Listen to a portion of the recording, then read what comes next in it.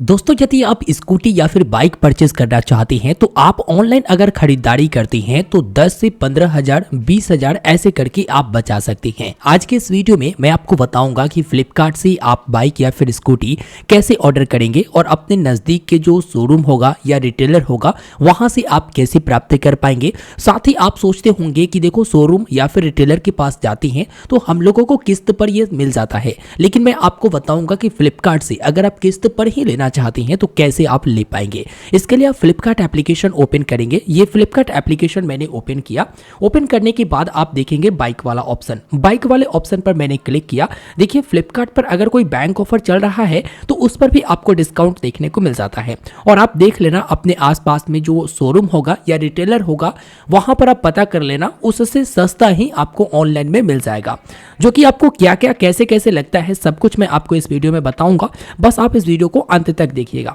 मान लो कि कोई आपको बाइक परचेस करना है, जैसे टीवीएस का ही परचेस करना है या फिर हीरो का बाइक परचेस करना है, तो आप यहां पर हीरो का भी बाइक परचेस कर सकते हो। आप ऊपर में सर्च भी लगा सकते हो। जैसे यहां पर आओगे ना तो ऊपर में आप सर्च लगाओगे, बाइक सर्च लगाओगे ना तो आपको स्कूटी वगैरह दिखाएगा। तो अगर आप स्कूटी भी लेना चाहते हो तो स्कूटी ले सकते हो, कोई दिक्कत और परेशानी आपको नहीं होगा। मान लो कि हीरो का पैशन प्लस लेना है तो यहां पर सिंपल से इस पर क्लिक करेंगे।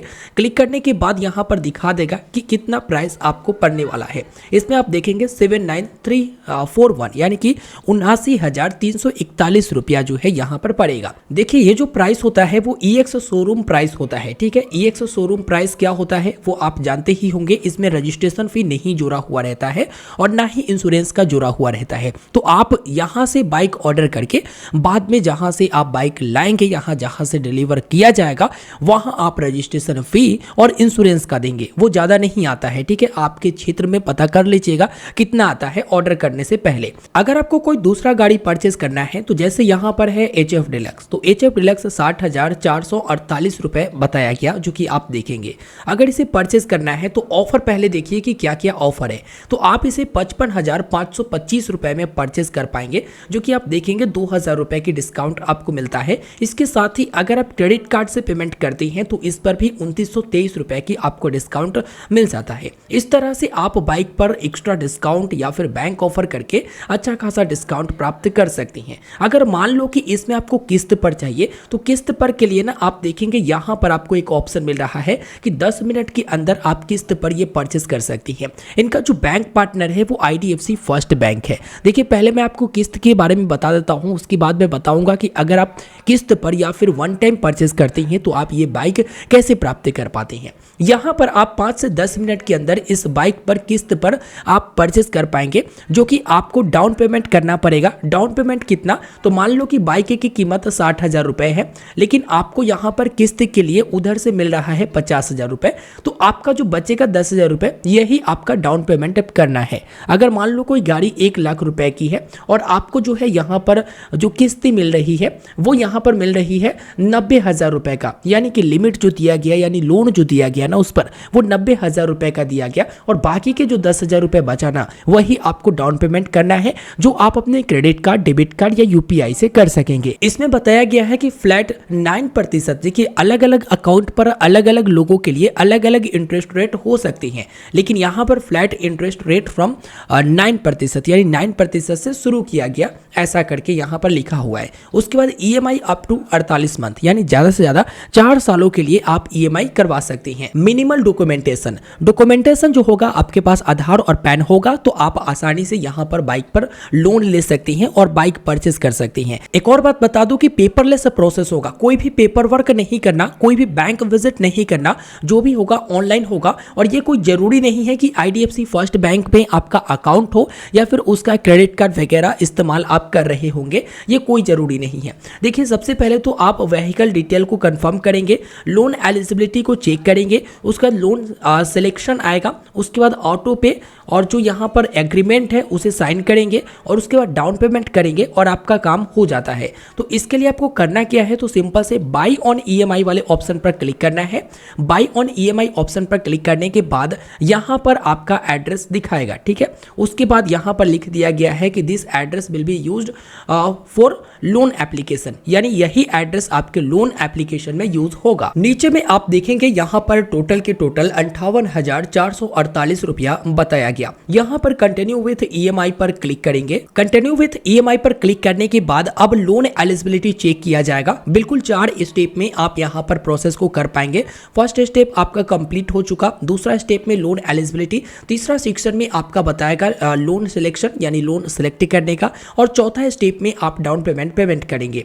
इसके बाद यहाँ पर आपको करना क्या है लोन एलिजिबिलिटी के लिए, तो आप अपना पैन डिटेल जो कि पैन नंबर, उसके बाद आधार नंबर, मैरिड है या अनमैरिड वो सिलेक्ट करेंगे, एम्प्लॉयमेंट स्टेटस सेल्फ एम्प्लॉयड है या फिर सैलरीड है वो आप यहाँ पर चुन लेंगे। उसके बाद यहाँ पर टर्म्स एंड कंडीशन को एग्री करेंगे और फिर कंटिन्यू करेंगे। आधार नंबर ओटीपी से वेरीफाई किया जाएगा, इस बात का ध्यान रखेंगे। तो देखिए इसमें सब कुछ जो होता है ऑनलाइन ही होता है।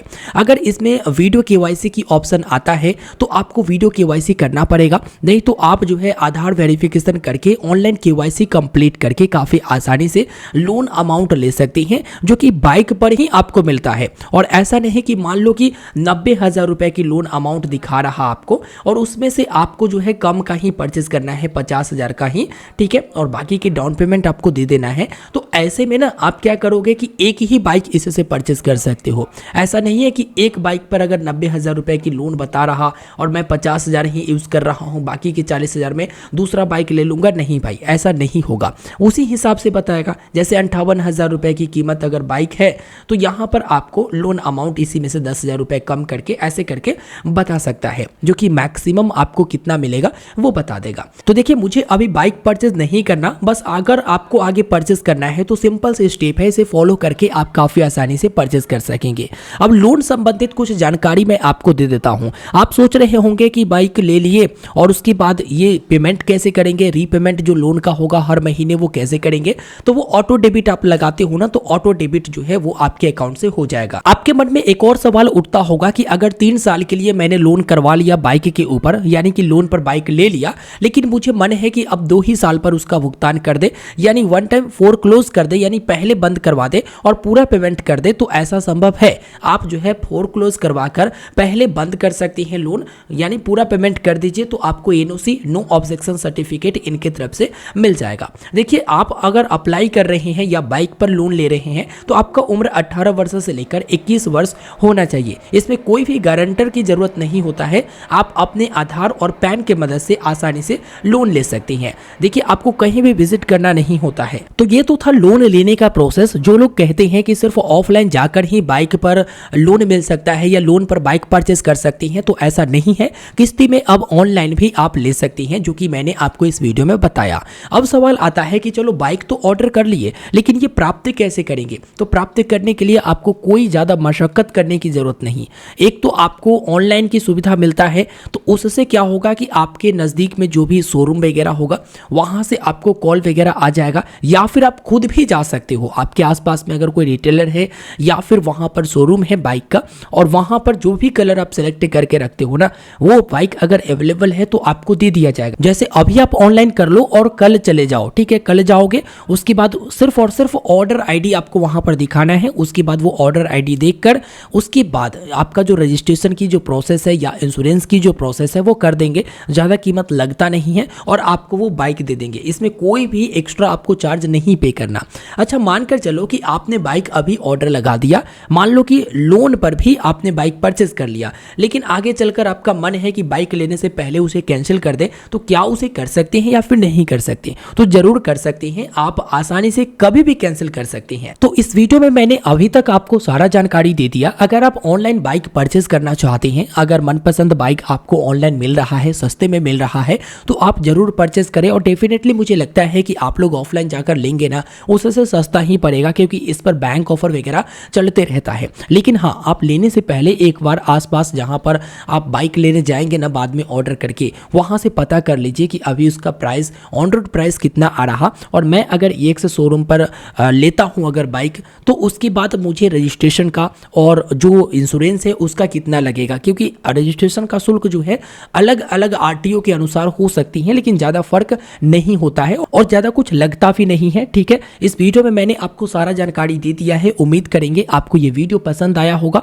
वीडियो को लाइक कर दीजिए, अपने दोस्तों तक जरूर शेयर करिए। जिस तरह से आप जो है कहीं शोरूम पर जाकर बाइक लेते हैं ना, और जिस तरह से आप कहीं कहीं पर जाकर सर्विस करवा लेती हैं ना, उसी प्रकार से ऑनलाइन भी आप ऑर्डर जो कर करते हैं बाइक और शोरूम से जो प्राप्त करते हैं वही सेम ही हुआ। आप ये भ्रम मत रखिएगा कि ऑनलाइन वालों को आगे सुविधा नहीं मिलेगा या वारंटी वगैरह नहीं मिलेगा, ये बिल्कुल आप भ्रम मत रखिएगा। आप EX शोरूम प्राइस आप सिर्फ और सिर्फ ऑनलाइन देते हैं, बाकी जो आपको बाइक लेना है वो कहीं ना कहीं डीलर या फिर जो शोरूम है वहीं से आप ले पाती हैं। ठीक है, इस वीडियो में फिलहाल इतना ही, मिलते हैं फिर एक नए वीडियो में। मुझे दीजिए इजाजत। चैनल पर नए हैं तो सब्सक्राइब करें और वीडियो को अपने दोस्तों तक भी शेयर करें। अगर इसमें कोई दिक्कत है या कोई सवाल आपके मन में उठ रहा हो, चाहे वो EMI से जुड़ा हो या फिर किस्त से जुड़ा हुआ हो या बाइक डिलीवरी से जुड़ा हुआ हो, तो आप मुझे जरूर कमेंट करके बताइएगा। पूरा प्रोसेस मैं जानता हूं, इसलिए जो भी इंपॉर्टेंट लगा मुझे मैंने आपको जानकारी दिया। धन्यवाद।